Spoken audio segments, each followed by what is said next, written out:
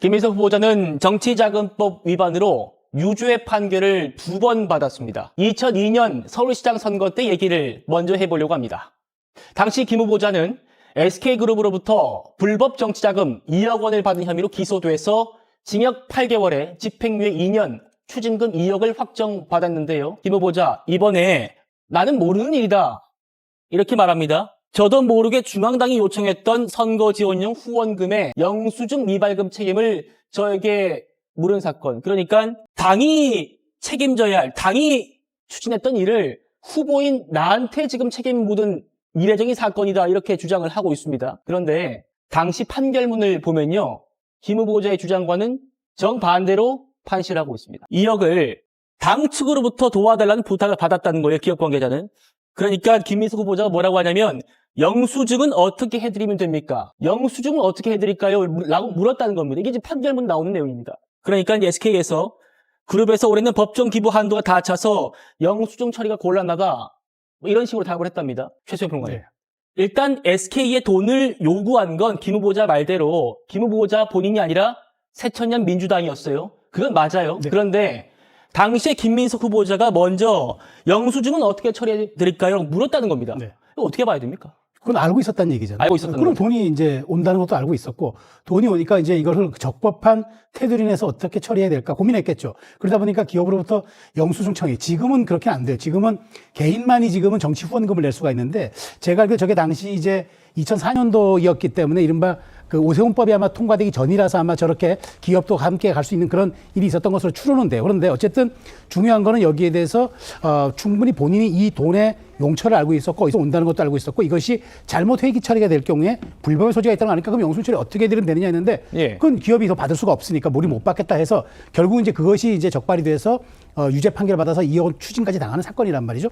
근데 여기에서 김 후보자 먼저 이런 얘기를 해요. 이게 검찰의 이른바 그 좀 무리한 수사, 공작 수사라고 하는데, 이 당시 검찰은 노무현 정부 검찰입니다. 예. 마치 말하자면 그때 진보 정부의 검찰이었고, 그렇기 때문에 거의 말하자면은 그 진보 영역에 있었던 민주당을 오히려 더 털었다? 이 얘기는 안 되는 거죠. 성립 자체가 안 되고. 그렇다면 이 돈의 용처와 출입을 분명히 안 했던 김 후보자가 이거를 어떻게 이걸 처리하면 법망을 빠져나갈 수 있을까라고 생각을 했던 거죠. 그런 측면에서 재판부는 명시적으로 판결을 내렸던 거고, 예. 그런 측면에서 지금 김 후보자가 하는 건 전형적인 물타기 발언이고, 그다음에 이 말하자면은 불법 정치 자금에 대한 판결, 대법원 판결까지 난 사안에 대해서 이것 또한 정치 공작으로 몰아가려는 아주 해괴한 이론이다. 한마디로 저는 그렇게 정의할 수 있습니다. 예, 그렇죠. 김 후보자가 본인의 정치자금법 위반 사건 2건에 대해서는 모두 정치검찰의 수사였다, 이런 얘기를 지금 하고 있습니다. 계속해서 한번 가보죠. 강성필 부대변인. 네.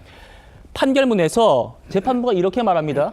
김 후보자가 사건 당시에 적법하게 영수증을 교부할 수 없는 그런 돈임을, 불법 정치자금을 교부받는다는 것을 인식했다.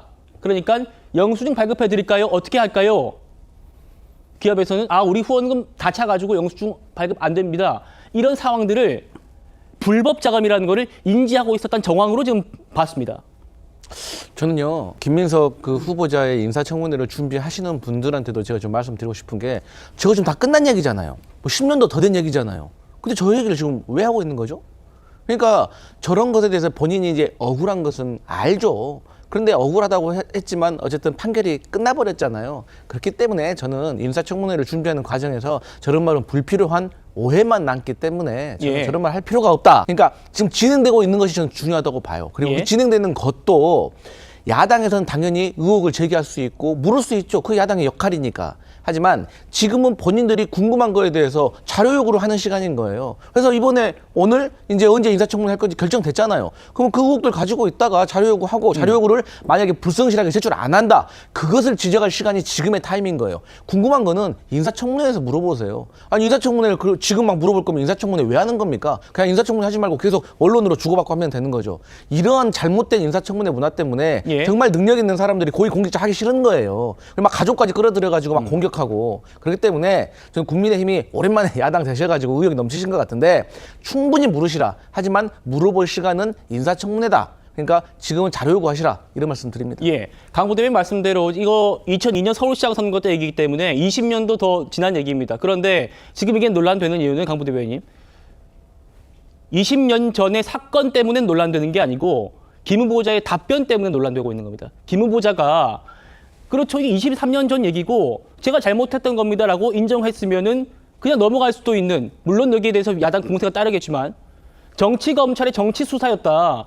이거는 지금 난 잘못한 게 없다라고 해명을 했기 때문에 논란이 되고 있는 거거든요. 이제 그렇게 야당 측에서 느낄 수 있는데 제가 봤을 때는요. 저 얘기를 김민석 후보자가 꺼낸 이유는 자꾸 국민의힘에서 이번에 2018년에 4월 5일 날, 4월 11일 날, 4월 23일 날 이 세 건의 1억 4천에 대한 개인 채무에 대해서 자꾸 과거에 있는 불법 정치자금 수수에 대해서 짚고 넘어가고 제 얘기 하니까 이 얘기를 하는 거 아닙니까? 그렇기 때문에 저는 국민의힘도 여기에 대해서 너무 과도하게 지금 물어보는 건 잘못됐다. 근데 이미 물어봐가지고 김민석 후보자가 또 거기에 대해서 소명을 했어요. 자, 그럼 내용이 뭐냐?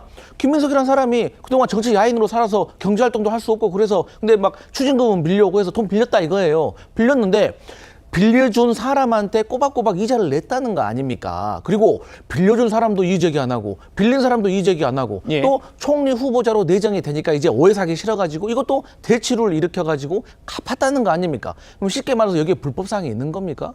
없는 거잖아요. 그럼에도 또 뭐 불구하고 뭐 의혹이 있으면 물어보셔도 되는데 김민석 후보자가 20년도 더 된 이야기를 꺼냈던 이유는 국민의힘에서 자꾸 과거의 불법 정치자금 수수에 대해서 얘기를 하면서 은근히 우회적으로 공격하니까 그런 거죠. 예.